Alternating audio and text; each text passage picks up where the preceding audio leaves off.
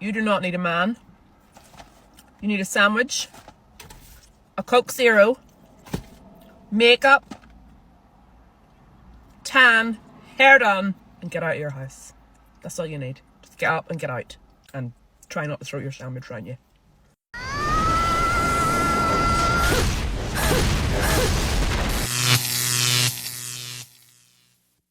Welcome to The Wall.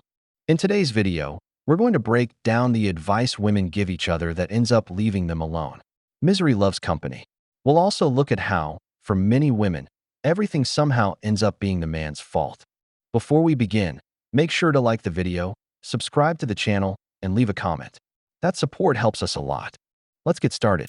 But I know for a fact, every single girl has had a friend that thinks that everybody fancies them.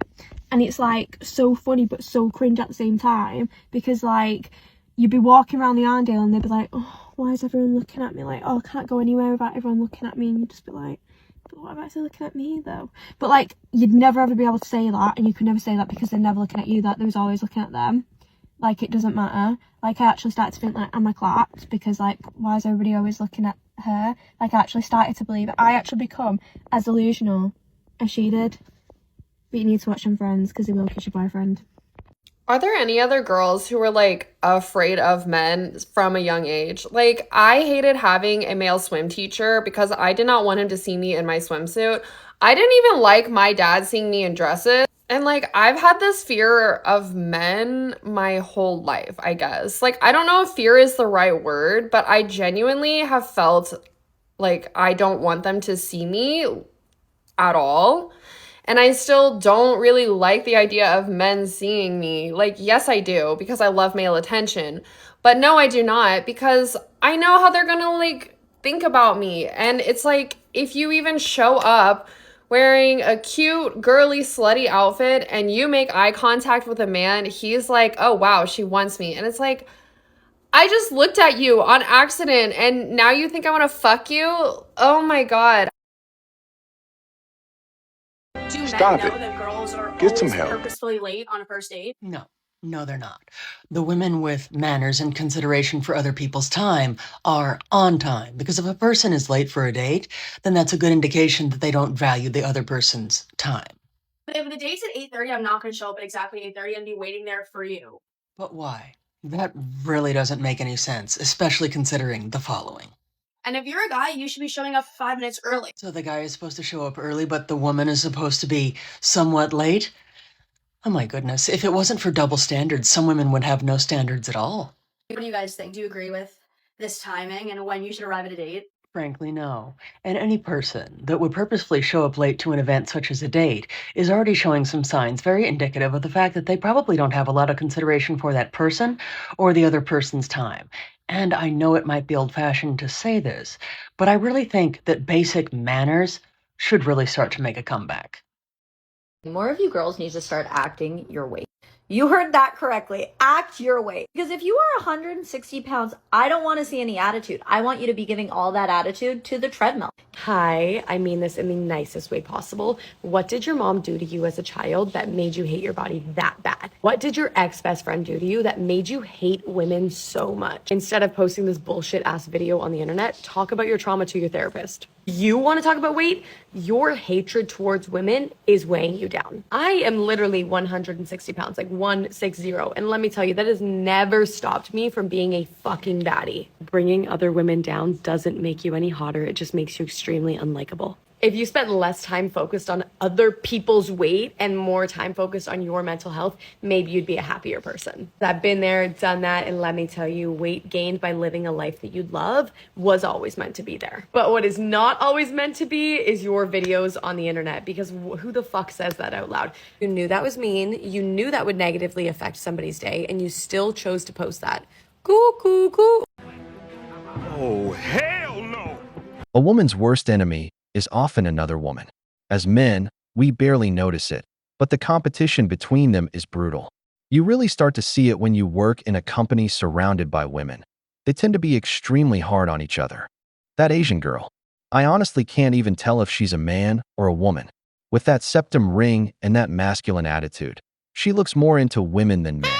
And as for the dating part, let me tell you this. A woman who doesn't respect your time doesn't respect you. These days, life is already busy enough, and free time is hard to come by. The last thing I want is someone wasting mine. So this bloke wants to know why it bothers me that so many people put St. George flags up to showcase their bigoted views against anyone that isn't white. I feel like it's pretty self-explanatory, Ben. I don't like the racism or oppression against other people. I feel like that's universal now. I don't like bigoted people. I don't like people who spew hate. And that is what this movement is doing. Does that make sense to you? Do you get that? Do you need me to write it down? I can go through it a little bit slower for you if you want. Yeah? I hate the patriarchy. I hate the patriarchy as much as the next person, but one thing about me is that I actually dislike men as people. It's not just the system. It's all of you. It's literally all of you. And I don't believe that I should like men or respect men unless they've proven to me that it's safe to be around them. Because while it is not all men, it's always men. It's always men. You hardly ever see a female pedophile, right? You hardly ever see women sexually assault men in the workplace. Even little everyday things such as, being touched up on public transport, you hardly ever see women do it. It's always men. It's always men. It's not all 4 billion of you, but it's somehow always you. So I think I'm perfectly justified in disliking you as people, as a collective. The patriarchy sucks, but I just don't like men. So don't get that mixed up. Things that I think that are inherently misogynistic. Highways and freeways. Highways and freeways were actually originally meant to benefit 9-to-5 commuters, which were like almost 100% men back when they were created. And back in the day, and even to this day, mothers especially that have to run errands for the family have to spend more gas, time, and money commuting than their male counterparts do. Public restrooms, especially at concerts or festivals. Whenever there's public gendered restrooms, the woman's line is like 30 million times longer, and that's because it's equal but not equitable. There's the same amount of stalls in both lines without taking into account the needs that women take longer in the bathroom and have more bathroom needs than men do. Period products not being free, and a lot of places that condoms are free. Women's uniform bottoms whenever they're white, because why would a woman ever design a uniform bottom to be white knowing we have periods? The beauty industry as a whole, especially plastic surgery and diet culture. Ozempic, specifically for weight loss. 8 hours of sleep being the standard. That was the standard for men, not women. Women need more sleep. Temperatures in office buildings. A lot of women say that they're cold in office buildings, and that's because back in the 60s, they set a standard temperature for office buildings meant for men, because men were the ones that usually occupied those office buildings, and to this day they still use that standard, even though there are a lot of women in office buildings now, and women are actually, they get colder easier than men. Normalizing talking about body counts or asking about body counts. In my opinion, that's just another way for us to judge women and for their sexuality and impose purity culture. Cars/car safety features, they're actually built for the body of men. Women are 17% more likely to die in car crashes than men are. Patriarchy is everywhere. I don't know if women hate themselves first and then project that hatred onto men, because they want to defend everyone, minorities, the planet, animals, every random cause they find on TikTok, everyone except men. And somehow, men get blamed for things we had nothing to do with. The fashion industry is run by women. Beauty standards are pushed by women. And yet somehow the patriarchy is still the villain. Just look around. Almost every girl today has had something done surgically. Same body, same lips, same procedures. There's no individuality anymore. There's a template. And women chose that template, sold it to each other, and keep buying into it themselves. And we're supposed to be responsible for that too? Are we also responsible because you grew up without a father or because you can't keep a relationship? At that point, it's not accountability anymore. It's delusion.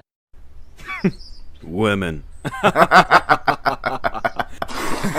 As a woman, please understand that men respond to silence, not neediness. When you send a man paragraphs on paragraphs, if anything, it's just gonna feed his ego even more. Versus if, for example, you guys break up and then 6 months after the breakup, he texts you and you don't even respond, that silence is just going to make him want you even more.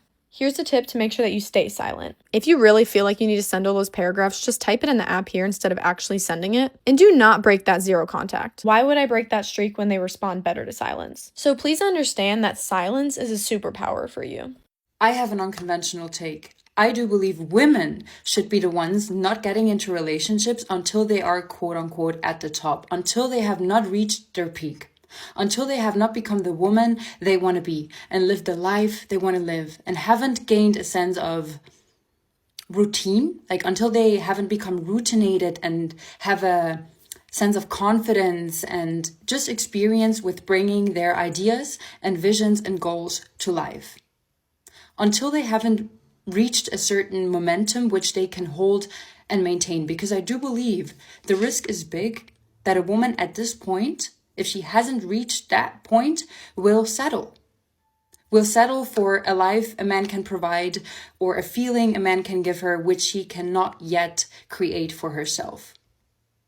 So what she does not know where she's at is that she might surpass him. She might have the ability to surpass him, his success, his timeline, if she commits and devotes deeply to herself instead of investing into that man. And I'm not saying investing into a man is something you should not do or is the wrong path. Not at all. It just, you're betting on a man, you're not betting on yourself.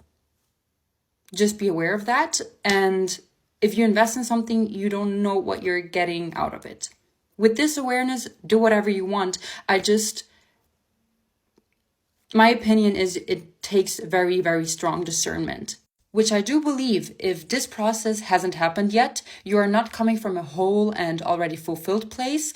And that's a place where one should not make decisions and especially not commitments. Which brings me to my next point. Becoming your highest self and reaching your highest timeline comes with traits and with skills that are priceless. You become resilient, you gain self-trust, confidence, a clear sense of self, and with that, strong discernment, which is rooted in experience, wisdom, and real self-worth. You matured. You learned your lessons, you moved through your main fears and obstacles, you overcame your core beliefs and inner limitations, and of course, all of this can and will show up again, but there's a time where you have attained the necessary tools and you have gained a level of resilience that creates a type of stability that makes you reach a certain flow state, aka your highest timeline. And I believe the man you will attract on this frequency will be in alignment with your soul plan and soul path and the truest, rawest, realest embodiment of yourself. And you will be able to have a healthy and fulfilling union where you feel truly seen and met, and you can, from there on, rise and evolve together. And this is not about waiting until you're perfect and striving for an ideal and sabotaging every connection coming your way because you're not perfect enough. No, but it's giving yourself a chance and setting yourself up for real peace and long-term fulfillment. Here we go again with the just wait message. Do you know how many women today delayed motherhood and marriage because they kept waiting? Do you know how many can no longer have children because they waited too long? Do you know how many are ending up alone at 40 because they kept waiting? Time doesn't forgive. Leaving your real life for later is some of the worst advice anyone can follow. It's better to try and fail than to spend your entire life waiting for the perfect moment to finally do something. That mindset is exactly what leads many women to the wall, because life rarely gets better on its own. We've reached the end of the video, but before we go, the questions are for you. At what point did the word patriarchy stop meaning anything and become an excuse for everything? Do you think a woman who blames the system for everything will ever take personal responsibility? If you enjoyed the video, make sure to give it a thumbs up, subscribe to the channel, and hit the notification bell. Your support means the world to us and motivates us to keep creating content. Stay tuned for the next exciting video from the wall.